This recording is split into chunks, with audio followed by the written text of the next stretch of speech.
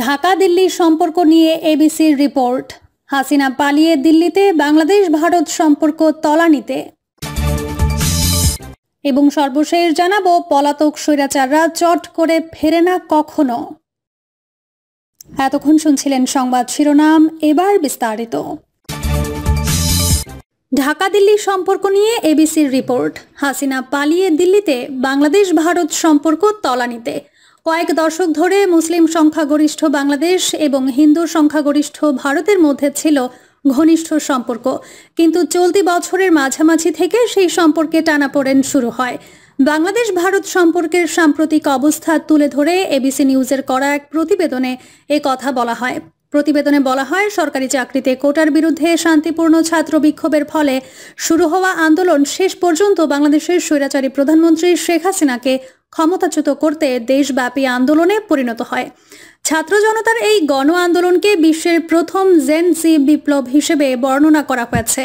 বিশ্বজুড়ে সাড়া ফেলে দেওয়া এই আন্দোলনের ফলস্বরূপ শেখ হাসিনা হেলিকপ্টারে করে দেশ ছেড়ে ভারতে পালিয়ে যান এবং এরপর থেকে তিনি দিল্লিতেই নির্বাসিত রয়েছেন। এর পরের মাসগুলোতে নানা ঘটনাবলীর প্রেক্ষাপটে বাংলাদেশে এক হিন্দু নেতাকে গ্রেপ্তার এবং ভারতে বাংলাদেশের একটি কনসুলেটে উগ্র হিন্দুত্ববাদী জনতার হামলার ঘটনা দুই দেশের মধ্যে ক্ষোভের জন্ম দিয়েছে। এখন দক্ষিণ এশীয় এই দুই জায়ান্ট দেশের মধ্যে সম্পর্ক তলানিতে নেমেছে এবং সম্পর্কের মধ্যে ধর্মীয় উত্তেজনাও বিদ্যমান রয়েছে। সহিংসতা আমাদের শত্রু। আয়রন লেডি খ্যাত শেখ হাসিনার কট্টর ও স্বৈরাচারী শাসনের অধীনে ভারত দীর্ঘদিন ধরে বাংলাদেশকে তার অন্যান্য দক্ষিণ এশিয়ার প্রতিবেশীদের তুলনায় অনেক বেশি স্থিতিশীল অংশীদার বলে মনে করত।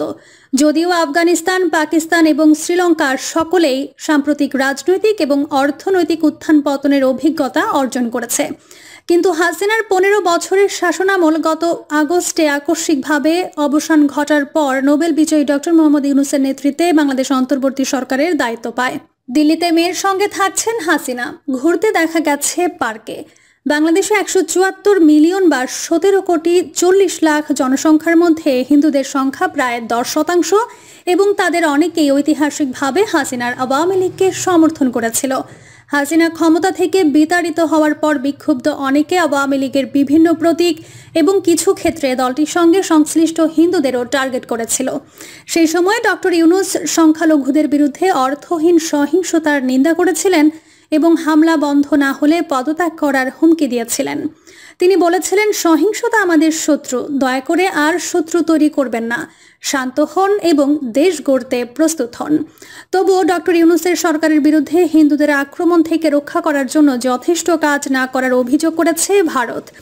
ভারতে নির্বাসিত থাকা হাসিনাও দাবি করেছেন, সংখ্যালঘুদের বিরুদ্ধে গণহত্যার জন্য দায়ী এই সরকার। পাকিস্তানের সঙ্গে সংলাপ, যে শর্ত দিলেন ভারতের প্রতিরক্ষামন্ত্রী। ভারতের প্রতিরক্ষামন্ত্রী রাজনাথ সিং গত সেপ্টেম্বরে ভারতীয় সশস্ত্র বাহিনীকে রাশিয়া, ইউক্রেন, ইসরায়েল, গাজার মধ্যে চলমান সংঘাত এবং বাংলাদেশের অস্থিতিশীল পরিস্থিতির উল্লেখ করে অপ্রত্যাশিত পরিস্থিতির জন্য প্রস্তুত থাকতে এবং প্রতিবেশী দেশগুলোর পরিস্থিতি পর্যবেক্ষণ করার আহ্বান জানিয়েছিলেন। কিন্তু গত নভেম্বরের শেষের দিকে বাংলাদেশের একজন হিন্দু সন্ন্যাসীকে রাষ্ট্রদ্রোহিতার অভিযোগে গ্রেপ্তার করা হয় এবং এটি ঢাকা ও দিল্লির মধ্যে বড় ধরনের কূটনৈতিক উত্তেজনার সৃষ্টি করে। স্বামী স্ত্রীর সম্পর্ক। চলতি বছরের অক্টোবরে এক সমাবেশে বাংলাদেশের জাতীয় পতাকাকে অসম্মান করার অভিযোগে হিন্দু নেতা চিন্ময় কৃষ্ণ দাসকে গ্রেপ্তার করা হয়, কিন্তু তার সমর্থকদের বিশ্বাস, হিন্দুদের বিরুদ্ধে হামলার বিষয়ে সোচ্চার থাকায় তাকে লক্ষ্যবস্তু করা হয়েছে। যদিও প্রধান উপদেষ্টা ডক্টর মোহাম্মদ ইউনূস ভারতীয় এক সংবাদ সংস্থাকে বলেছেন, হিন্দুদের বিরুদ্ধে সহিংসতার দাবিগুলো অতিরঞ্জিত করে সামনে আনা হয়েছে। ইতোমধ্যেই ভারতে উগ্র কট্টরপন্থী হিন্দু গোষ্ঠী বাংলাদেশের বিরুদ্ধে এবং বাংলাদেশের ইসলামপন্থী গোষ্ঠীগুলোর পাশাপাশি অনেক দলই ভারতের বিরুদ্ধে বিক্ষোভ করেছে এবং উভয় দেশের সরকার, যারা দীর্ঘদিন ধরে একে অপরের সঙ্গে উষ্ণ সম্পর্ক উপভোগ করেছে, ক্ষতি নিয়ন্ত্রণের চেষ্টায় রয়েছে। তবে বিশেষজ্ঞরা বলছেন, হাসিনা সরকারের পতনের অনেক আগে থেকেই বাংলাদেশে ভারতকে নিয়ে অসন্তোষ ছড়িয়ে পড়েছে। সিঙ্গাপুরের ন্যাশনাল ইউনিভার্সিটির ইনস্টিটিউট অব সাউথ এশিয়ান স্টাডিজের রিসার্চ ফেলো অমিত রঞ্জন বলেন, বাংলাদেশি সমাজের সবসময়ই এই অনুভূতি থাকে যে বাংলাদেশের বিষয়ে খুব বেশি হস্তক্ষেপ করে ভারত। বাংলাদেশিদের এই অনুভূতিও আছে যে হাসিনার স্বৈরাচারী শাসন টিকে ছিল ভারতীয় এস্টাবলিশমেন্টের সমর্থনে। বাংলাদেশ পিস অবজারভেটরির গবেষক খন্দকার তাহমিদ রেজওয়ান বলেন, বাংলাদেশের সঙ্গে ভারতের সম্পর্ক শুধুমাত্র হাসিনার আওয়ামী শাসনামলের সাথে উষ্ণ ছিল, সাধারণ মানুষের সাথে নয়। এখানে বাংলাদেশে আমরা বাংলাদেশ ভারত দ্বিপাক্ষিক সম্পর্ককে স্বামী স্ত্রীর সম্পর্ক বলে উপহাস করতাম। হাসিনার পতনের পর ভারতীয় কট্টর হিন্দু জাতীয়তাবাদীরা ডক্টর ইউনূসের কুশপুত্তলিকা পুড়িয়েছে এবং বাংলাদেশের পতাকা অবমাননা করেছে। আর উগ্রবাদী কর্মকাণ্ডের এমন ছবি যা বাংলাদেশে ভারতের প্রতি ক্ষোভ আরও বাড়িয়ে দিয়েছে। চলতি ডিসেম্বর মাসের শুরুতে ভারতের উত্তর পূর্বাঞ্চলীয় রাজ্য ত্রিপুরার রাজধানী আগরতলায় অবস্থিত বাংলাদেশের সহকারী হাই কমিশনে সম্প্রতি হামলার ঘটনা ঘটে। হামলার সময় উগ্র হিন্দুত্ববাদীরা সেখানে ভাঙচুর চালায় এবং বাংলাদেশের জাতীয় পতাকা নামিয়ে ছিঁড়ে ফেলার পাশাপাশি অবমাননা করে।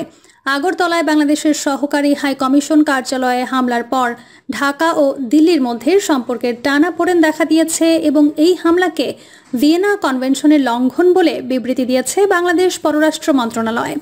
ভারতীয় কর্তৃপক্ষ এই ঘটনায় 7 বিক্ষোভকারীকে গ্রেপ্তার করেছে এবং ঘটনাটিকে গভীরভাবে দুঃখজনক বলে উল্লেখ করেছে। এছাড়া ছাত্র জনতার আন্দোলনের মুখে গত 5 আগস্ট শেখ হাসিনা ক্ষমতা থেকে উৎখাত হয়ে ভারতে পালিয়ে যাওয়ার পর নয়াদিল্লি ও ঢাকার মধ্যে সম্পর্কের আরও উত্তাপ কমাতে এবং একই সঙ্গে উভয় দেশের মধ্যে প্রথম শীর্ষ পর্যায়ের কূটনৈতিক যোগাযোগের অংশ হিসেবে চলতি মাসে ঢাকা সফর করেন ভারতের পররাষ্ট্র সচিব বিক্রম মিশ্রি। পলাতক হাসিনাকে প্রত্যর্পণের প্রশ্ন। প্রধান উপদেষ্টা ডক্টর মোহাম্মদ ইউনূস বলেছেন, বাংলাদেশের পরবর্তী নির্বাচন 2025 সালের শেষ দিকে বা 2026 সালের প্রথম দিকে অনুষ্ঠিত হবে।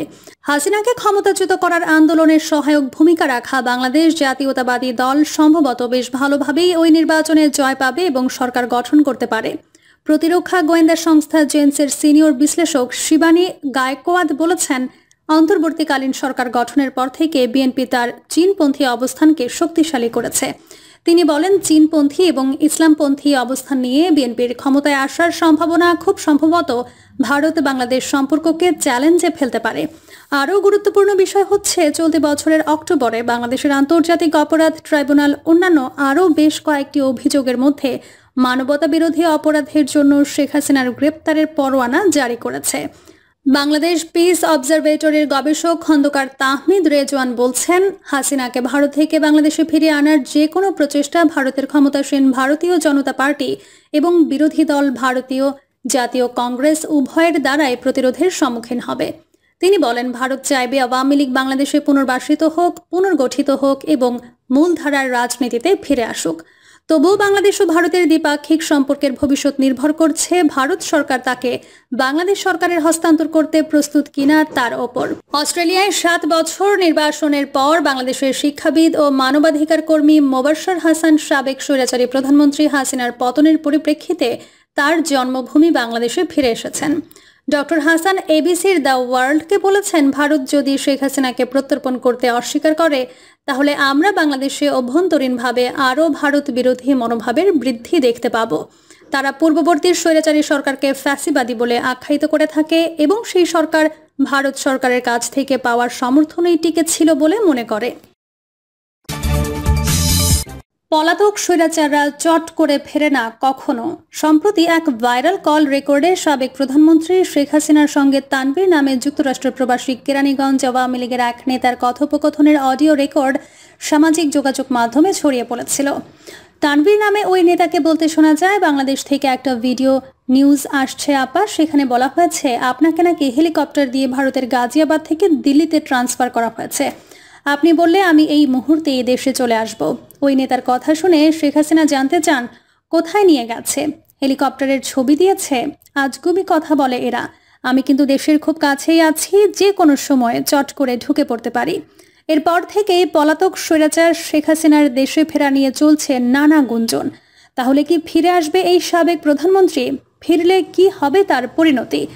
এমন সব জল্পনা কল্পনা চলছে। তবে বিশ্বের দিকে তাকালে দেখতে পাওয়া যায়, পলাতক স্বৈরাচাররা শাসকরা তাদের দেশে ফেরার সম্ভাবনা খুবই ক্ষীণ। সারা বিশ্বের ক্ষমতাচ্যুত পলায়িত শাসকরা সাধারণত কি ফিরে এসেছে? এর উত্তর বিভিন্ন রাজনৈতিক, সাংস্কৃতিক এবং ভূগোলগত বিষয়ের ওপর নির্ভর করে। তবে গবেষণা অনুযায়ী ক্ষমতাচ্যুত শাসকরা ফিরে আসার সম্ভাবনা খুবই কম।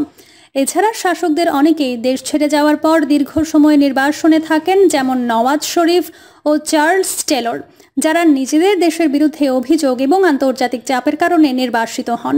এক্ষেত্রে এসব পলায়িত শাসকেরা এমন দেশে পালাতে চান যেখানে ভাষা, সংস্কৃতি এবং ধর্মীয় মিল রয়েছে। সেই দেশটি ভৌগোলিকভাবে নিকটবর্তী এবং অতীতে তাদের শাসকদের আশ্রয় দিয়েছে। সাধারণত তারা গণতান্ত্রিক দেশগুলো থেকে দূরে থাকতে চায়। প্রিয় দর্শক, এই ছিল এখনকার সর্বশেষ সংবাদ। আপডেট সব সংবাদ পেতে চ্যানেলটি সাবস্ক্রাইব করে বেল আইকনটি ক্লিক করে রাখুন।